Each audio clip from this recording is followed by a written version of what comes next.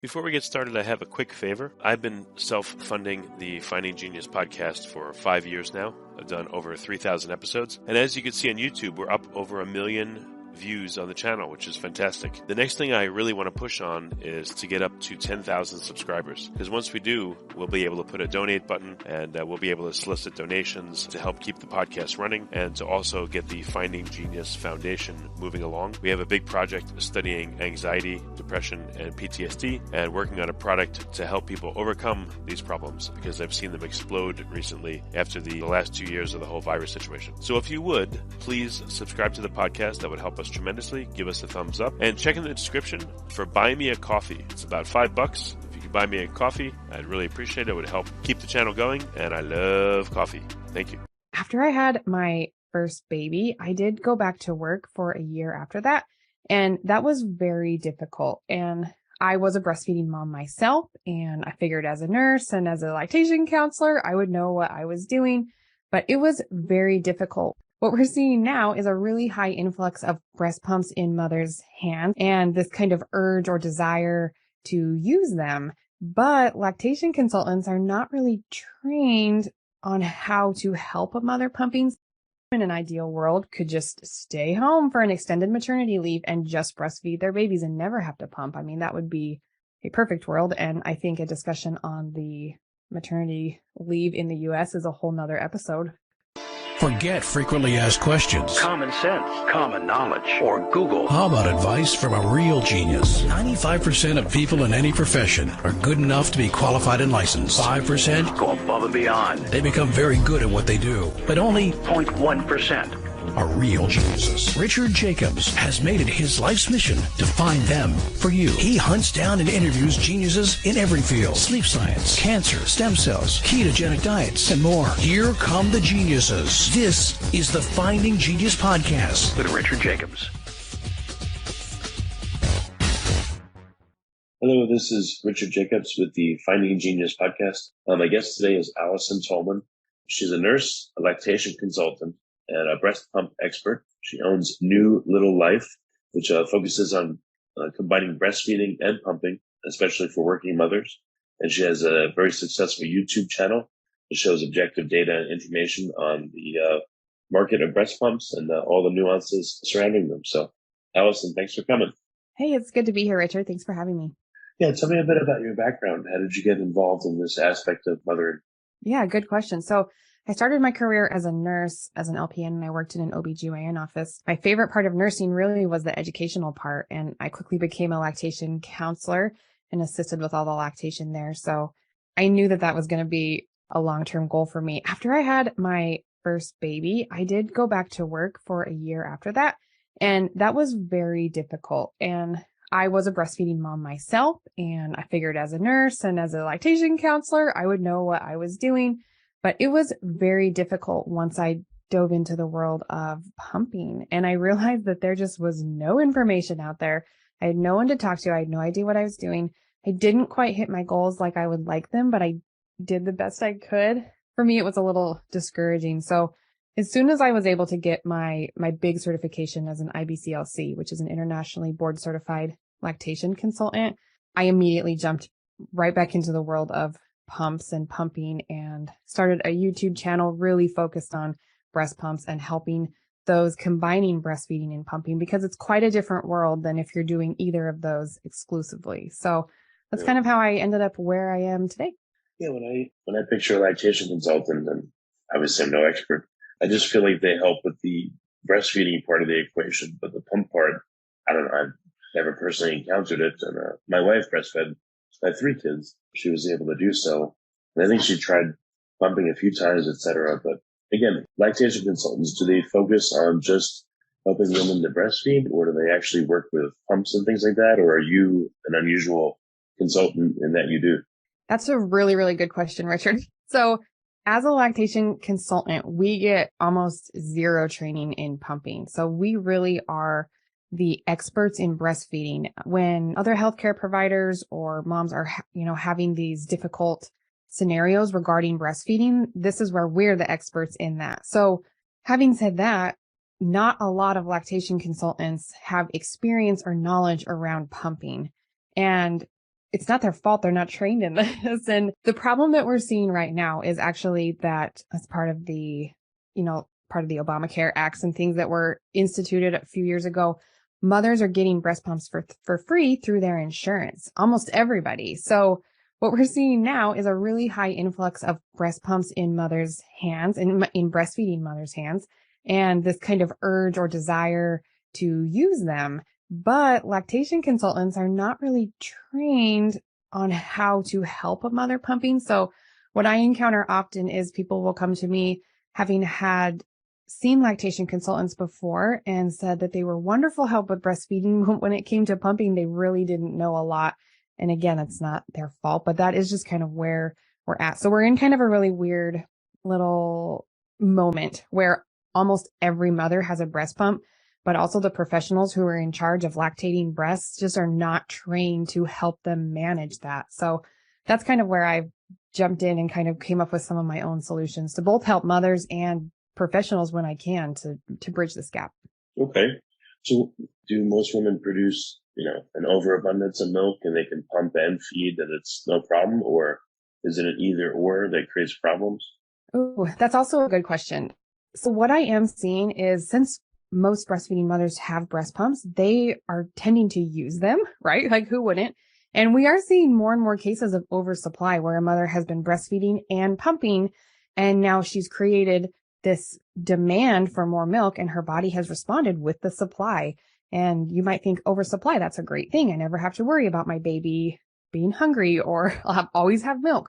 But oversupply comes with its problems too. You can never take a day off of that, and it can lead to some other problems as well. So for the moms who are going back to work, I do see a lot of them just breastfeeding on maternity leave. And then once they start going back to work and introducing the pump a lot more than they had been, that's where we're seeing a lot of problems come up. Is the baby, they figured out breastfeeding, the baby's been managing the milk supply very well, but now the pumping's not going great.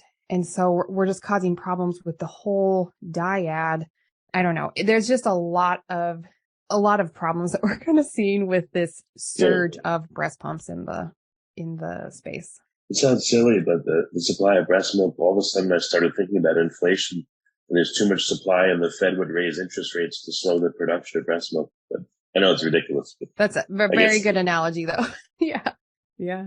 Yeah. I remember my wife saying that babies are the best breast pumps on earth. Like, I guess if she had mastitis or inflammation and the milk wouldn't flow, then, one of my kids, whoever it was, would feed, and that would clear her up better than any pump ever could. Are there strategies where you're using breastfeeding to help a mother pump better or vice versa? Like, does one help the other or does one hinder the other? Excellent. So what I'm seeing, I work almost exclusively with working mothers. So most all of them are combining breastfeeding and pumping. They're breastfeeding at home and they're pumping at work. And the majority of the mindsets that I'm seeing around that are mothers are pumping at work because they want to continue their breastfeeding relationship as long as possible. So pumping kind of becomes a necessary means to their end goal. They're not necessarily pumping because they love pumping, right? And they also, a lot of them in an ideal world could just stay home for an extended maternity leave and just breastfeed their babies and never have to pump. I mean, that would be a perfect world. And I think a discussion on the maternity leave in the US is a whole nother episode for us later. But yeah, we're using breast pumps to facilitate a pumping or a breastfeeding relationship. We do see some moms who are choosing to breast pump exclusively, and that's great as well. And for me, I work with those moms in between who, like I said, are working breastfeeding and pumping. And that's where things get tricky. Before we continue, I've been personally funding the Finding Genius podcast for 4.5 years now, which has led to 2,700 plus interviews of clinicians, researchers, scientists, CEOs, and other amazing people who are working to advance science and improve our lives and our world. Even though this podcast gets 100,000 plus downloads a month, we need your help to reach hundreds of thousands more worldwide. Please visit findinggeniuspodcast.com and click on Support Us. We have 3 levels of membership from $10 to $49 a month, including perks such as the ability to see ahead in our interview calendar and ask questions of upcoming guests, transcripts of podcasts you're interested in, the ability to request specific topics or guests, and more. Visit findinggeniuspodcast.com and click support us today. Now back to the show. Has anyone looked at the character and the content of the breast milk itself, like in the morning, their first feeding, or, later in the evening? I wonder how much it changes throughout the day. So if babies are all of a sudden going on to the pumped milk and it's all like afternoon milk, I don't know. Is it different than having morning and evening milk? Yeah, you bet. I mean, milk is made from the mother's body. So her hormones change, hourly, right? With her circadian rhythm, we see more prolactin in the night. So moms usually get a lot more milk in the night. I have seen some moms that especially that are pumping a lot, tend to like to feed their night milk at night and day milk during the day. Does it make that big of a difference? In my opinion, probably not. And we haven't seen a ton of research saying that babies are getting thrown off their sleep schedules because of that. A lot of moms do what's called the pitcher method. Well, if they're pumping a lot like a working mom would, they would just combine all of their milk from that day into one pitcher and then divide that out for the bottles for the next day. And that can give a more complete nutrition spread over the whole day. But we're not really seeing a lot of problems come by the timing of the milk that's expressed and when it's fed to the baby. Yeah, I just remember, I guess in the very beginning, there's the colostrum, and then I think the hind milk or something they call it comes in. It's like, I'm sure in the very beginning, obviously, they want to have the colostrum, and I guess it's thicker and harder to get out. But you're talking about after, X number of days or week, and I guess the milk supply is stabilized, right? Yeah, you bet. So after those first couple of months, somewhere between like 4 and 12 weeks, your milk supply kind of regulates into where it will normally be. And yeah, that's what we're talking about. Those milk in the early days should be fed right away, right? It changes so quickly in the early days. And we're not seeing a lot of moms pumping. I mean, if you pump with a breast milk and you're only getting a teaspoon of milk out in that first day, it's going to get lost in the pump. Hand expression can be a lot better for that. Where we see moms introducing the pump is when that more established milk supply is in and they're getting larger quantities. I know everyone's different, but what is the variation in milk production? Like how much at a time, how much a day? What have you seen? We see quite a big variety. And particularly when we start introducing the breast pump, for breastfeeding mothers who are just nursing at the breast, we don't see the numbers and the baby kind of just takes care of that all on their own. And so when you start adding in the breast pump to the equation, things get harder because now we're seeing some numbers and those numbers are not necessarily accurate to the milk supply that you have. You mentioned that your wife said she felt like the baby was a better extractor of milk for her than any pump ever would. I would agree with that. I think that pumping is an art and there's a lot of things that go into it and really the gold standard of a breast pump is mimicking an infant. But there are just some things that you cannot do with a cold robot machine that a baby can do. So I think it's absolutely, we're trying to make these pumps be most like a baby. What we may just never get there.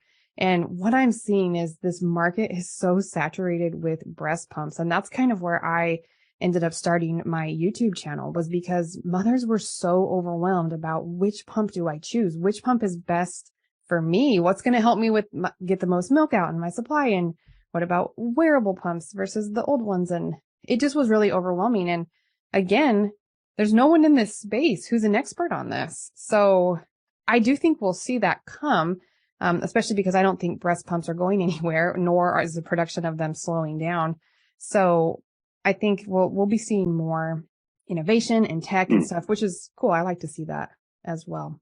Yeah, the stuff I remember is from 15, 16 years ago. There was manual ones, there was electric ones, there was like, I don't even know the variations anymore, but what are some of the variations and what would lead to confusion for a woman? Like which ones, do manual ones work better or electric ones better? Like what are some of the, variations again that women should be aware of?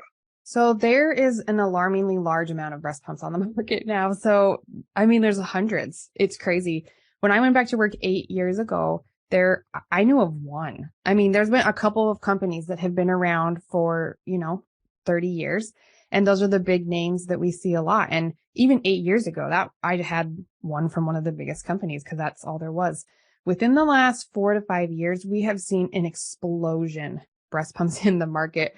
Really anyone, if you've got, some money, you can just call up manufacturer with a patent, brand their pump with your thing and start selling it. I mean, it's very easy. There are a lot of companies there that are working on this tech and developing new products to fill needs of mothers. But as far as what we've currently got on the market, we have kind of your traditional breast pump with the traditional flange. So if you have any experience pumping, that's kind of what you will picture in your mind as we're talking about that.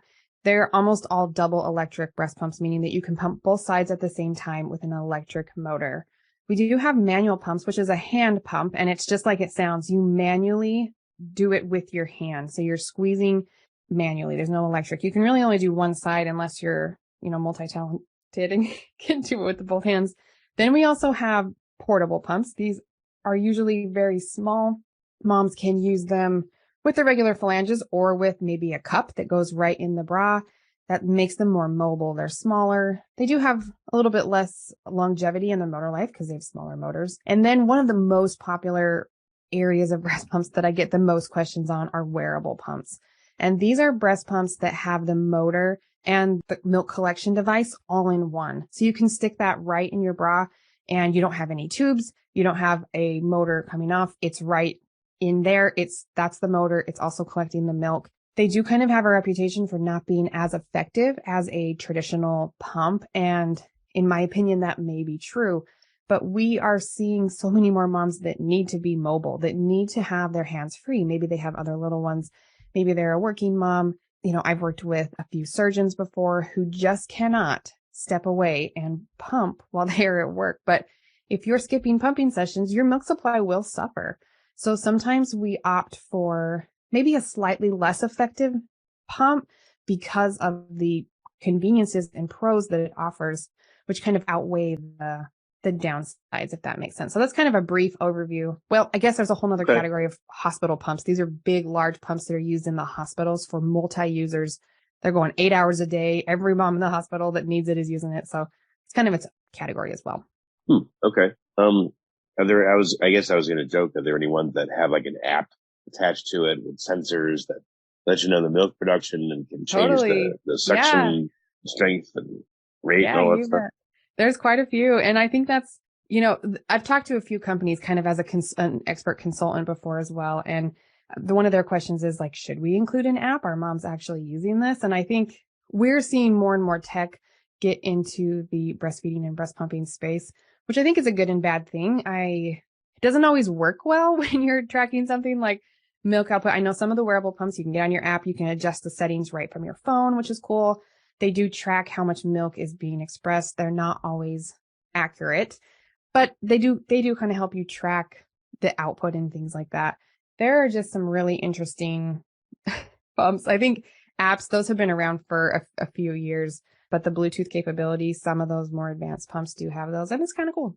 So, you said that if women skip pumping sessions, it's bad for their milk. What's like an average window of time in which a woman needs to pump, and what happens if she exceeds that window? Yeah, good question. So breast milk is created on a supply and demand cycle. So when you're breastfeeding, your baby kind of naturally does this because they get hungry every 2 to 3 hours and they're going to ask for more milk. So you're going to put them back to the breast and feed them again. When you're away from them, now you have to regulate that on your own. So I would say 2 to 3 hours between milk extraction sessions is kind of a good guideline. But if you're thinking about a working mother, that might not always be possible. If you're working in the ER on a 12-hour shift and it's time to pump, but, an emergency comes in, what are you going to do? And so I think this is an important space to be in. We really have to be able to adjust our plans and accommodate.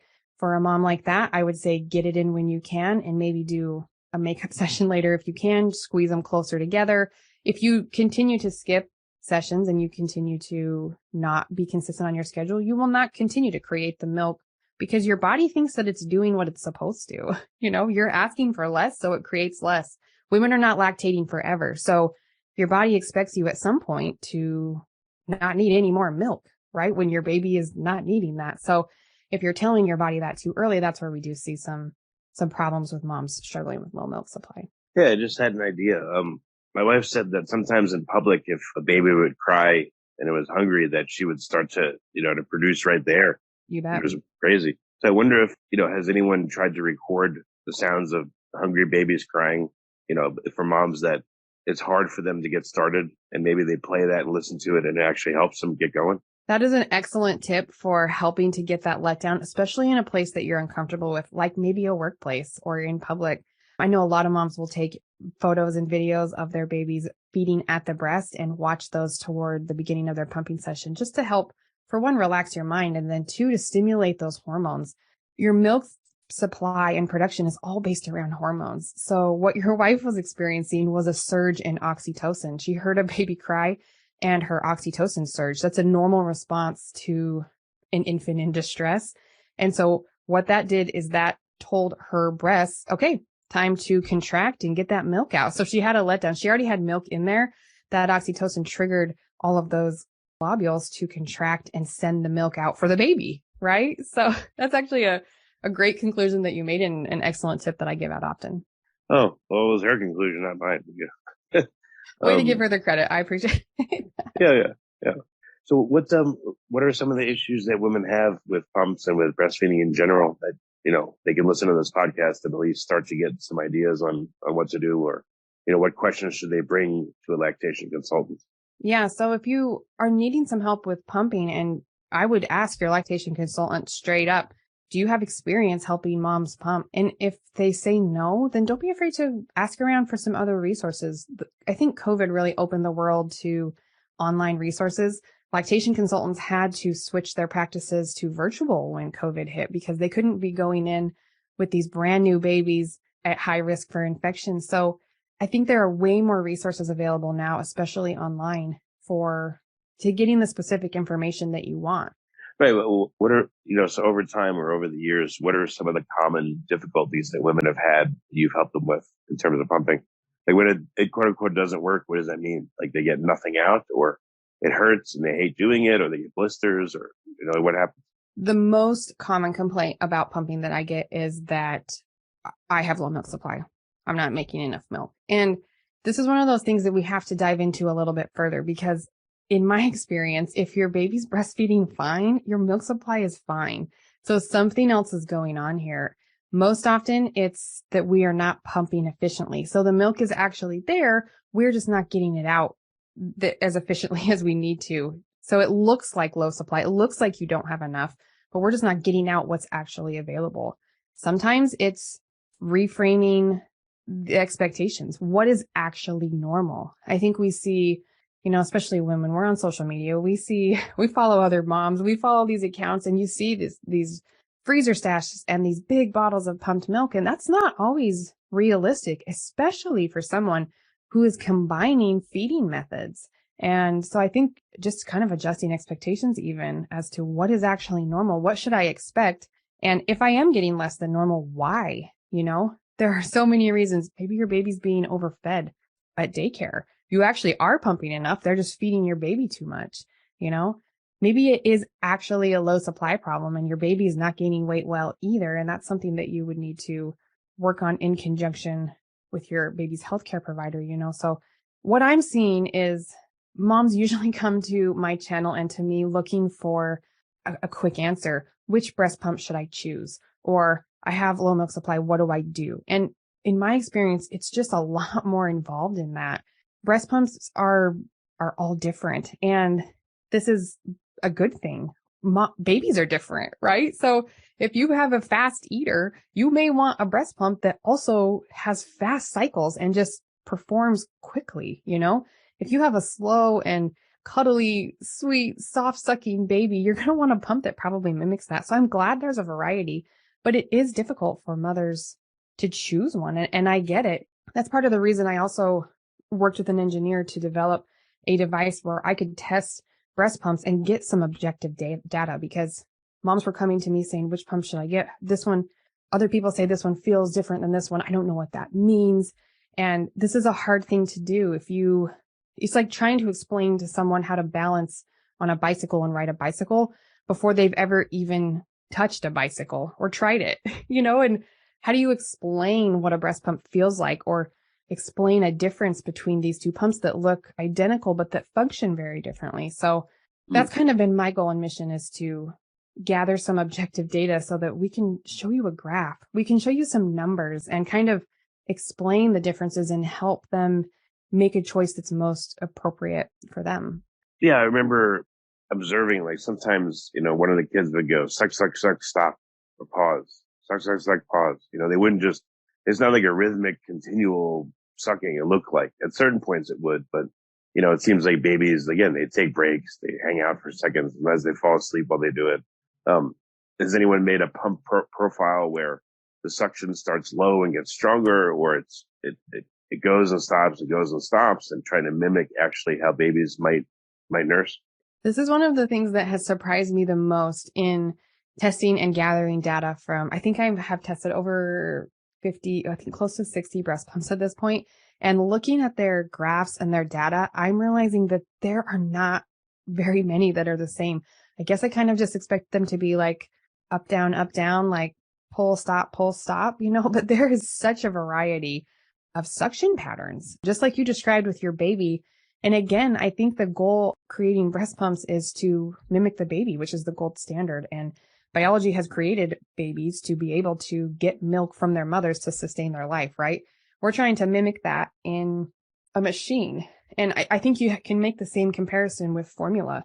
Formula is great and it saves lives and it helps mothers meet their goals and feed their babies, but it is not as good as breast milk. Biology has designed that it's irreplaceable. There are certain aspects of that we will never be able to create in a lab and put in a formula. Breast pumps are very similar. I don't think realistically we will ever get to the point where we have consistent pumps that are performing as well as babies. And so that's kind of been what I've been trying to help with a little bit too. Look at this graph. How does this seem to you? Watch your baby nurse. Do these seem similar? And again, I think you can overthink this process to the max. Like sometimes you just like pick one. It's suction. It's a pump. Like it's going to suck. So what about like a woman doing like a small breastfeeding diary?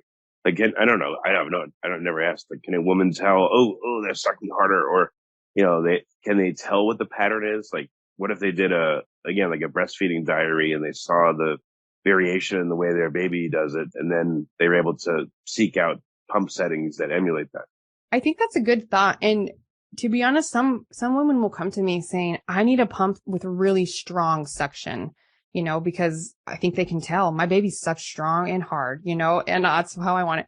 I also have women come to me that say like, look, I'm a little sensitive, I need something that has an impressive low range because I know I'm going to have to be pumping on some lower settings. And so I think women kind of naturally have a good idea. The hardest part really is for first time moms who have never done this before. And I think a lot of times they look at their insurance and they give them a list of pumps that are covered and they just pick one, usually on a random statistic.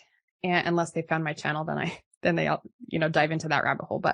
And then maybe it works or maybe it doesn't. And then that's where I see moms diving into, okay, well, I'm not getting enough milk out, so I'm going to buy a new breast pump. It's got to be the pump. That's the problem, right? So they buy a new pump. That's still not working. So they buy another pump. So sometimes moms that come to me have spent an alarming amount of money on breast pumps trying to fix the problems, but incorrect pumping practices on a new pump is still incorrect pumping practices. So I don't know. It's so hard in this world of we ask mothers to breastfeed for 6 months exclusively and then a year. The guidelines have recently been extended to up to 2 years. So we're asking women to do this for a really long time. And then we're not really meeting their needs especially those moms in the workplace. And so, it's just kind of a mess at the moment. I think it will get better and we're on the way. More awareness and more moms are doing this and sharing their stories too. But yeah, to answer to your original question, I think we have a wide variety of pumps. And so if they can access the data and the resources to know which pumps are doing what, they may be able to figure out better from the get-go instead of buying all these millions of pumps, which one may work from them right from the beginning. Does anyone supplement a bit of formula into the mix, or does it make it gross for the baby? Like if they have 2/3 breast milk, 1/3 formula, maybe that helps women with low supply that just can't make it, but will the baby drink that, or is that a mistake? Absolutely. I think that formula is a great resource for what it is, If you want to formula feed from the beginning, that's great as well. The most important thing is to feed the baby, right? We got to feed the baby. It needs to grow appropriately. So sometimes we do see formula being supplemented along with breast milk. I always like to find that happy place between science meets practical and to really help mothers find what is going to work best for you. If you cannot get your pumping sessions in for whatever reason, maybe it's scheduling, maybe it's mentally, that this is just too much for you, and you're only able to supply your baby 50% breast milk and the other 50% is supplemented with formula, I think that's great. Nothing in our lives has to be all or nothing. And I think especially as mothers, we fall into this pattern a lot of, if I'm not doing it, I'm 100%, I'm failing. And that is absolutely not the case. I was a nurse and trained in breastfeeding when I went back to work. And by my year goal, my baby was getting about 1.5 bottles of formula every day at daycare. So I was able to make about 80% of his breast milk needs while I was at work. We breastfed fine on the weekends and evenings. So again, why was I not able to pump enough milk? The milk was there and I couldn't get it out. And that's really where I have focused. So even professionals, this is not easy, right? And we need more resources and help, but it never has to be all or nothing. So thanks for bringing that up, Richard. I think that's really important for listeners to know. Yeah, it also sounds very psychological. If you haven't been producing enough, and then if you have anxiety and you put the pump on you, it probably makes it even harder. So, like any suggestions for women to do, maybe it sounds ridiculous, but can they do like a 1 or 2 minute calming or meditation or just like settling and relaxing so that they can pump? Richard, I think you have a real career potential in the field of lactation. So if you ever get tired of podcasting, you may consider this career for you. There's a lot more to pumping than just plug and play with a pump. Not very many moms can just like put on a pump, push go, and everything works out perfectly. A large portion, pumping especially, is mental. Like you said, if you're stressed and overwhelmed, you put a pump on. You remember what I told you about your wife and how that oxytocin was released to let the milk down and out. Right. How are you going to get oxytocin to do that for you if you are stressed and uncomfortable and people are looking at me? I got to get back to work. I'm answering emails while I'm trying to pump here. My baby's crying and hungry. I got to get milk for them. That is really, really hard to have an oxytocin surge, right? We know that oxytocin comes when you touch someone, hug someone, during intercourse, during labor. That's the contractions that get the baby down and out. And then it's heavy in breastfeeding. So you're absolutely right. The mental game is part of this as well. Some of it's mechanical, some of it's not. So relaxing before, kind of like you said, a 2-minute, like just kind of mental clearing session is a great idea. Covering the bottles is also a great idea. Baby socks are a perfect size to put over those bottles so you can't see what's coming out. Sometimes that helps moms get out of their head a little bit. Sometimes I recommend multitasking during pumping. Sometimes I don't. And it just depends. If you're so stressed about pumping that you can't like get out of your head, maybe scrolling through Instagram or something is what you need to relax. But I do see moms sometimes that work through their pumping sessions and then realize, oh, I haven't had a letdown yet. I do need to kind of take a step back, have a warm drink, just kind of relax and kind of get this milk flowing. So I think you hit on something very important there for pumping. Yeah, I think maybe you should try to make something like that. Like instead of a guided meditation, but a guided, with sounds. Like again, it would have maybe a baby crying in the beginning, and then it would have babies making like happy sounds as it goes. And maybe there would be a woman, like, are you talking over for the first X number of minutes, or like a guided meditation where a woman could put on headphones, or earbuds or something and listen to that. And there's other sounds that are comforting. I bet you that might help. Yeah, I love it. And I love ideas like this. This is what makes me most excited about this field in particular, is that we've been breastfeeding forever, right? Women have been helping women do this for a very long time, but the world of pumping is relatively new. So we continue to get interesting ideas like this. Like, has anyone tried that or thought of this, or does this work? And that's what I'm loving about this space. And the fact that I have been able to kind of explore and talk with companies and try so many different pumps and be an expert in the field. I've gotten to speak at conferences with other professionals, as well as help a lot of moms worldwide and online. it's just been really cool to be a part of this and see new innovation, new ideas, new tech coming really with the goal, making life easier for lactating moms. And it's a really cool place to be. Yeah. Well, very good. So can you restate the name of your channel and, give some resources for women listening that want help? Yeah, you bet. So my YouTube channel is called New Little Life by Allison, and you'll find lots of breast pump reviews, information for working moms, combining breastfeeding and pumping, things like that. I remember when I was looking for breast pump reviews and stuff, all I could find was usually like user reviews. So moms that had used that breast pump and then were sharing their experience with it, which I think is absolutely important that we have real life experience. So what you'll find on my channel is a little bit more nerdy, a little more science, objective approach. So if that's what resonates with you, that's what you'll find there. I also do have my signature program is called Pumping for Working Moms, where I work directly with exclusively working moms and help them combine the two. So that's another resource as well. There are lots of accounts on Instagram, especially Facebook, things like that you can follow for advice. And I encourage you to do that. I think the more awareness and pride you can have in this difficult thing that you're doing is important. If you ever feel uncomfortable or like that you're not living up to some standards, unfollow quickly. If an account is not for you, if the person is just not meeting your vibes, myself included, please unfollow. You don't need extra things in your life making you feel guilty and just like you're not doing enough. So there are lots of resources out there. I don't know what you've got in your show notes, but we can definitely throw some down in there if you'd like and point some of these moms in the right direction. Excellent. Well, Allison, thank you for what you do and for coming on the podcast. I appreciate it. It's been a lot of fun, Richard. Thanks for having me. If you like this podcast, please click the link in the description to subscribe and review us on iTunes.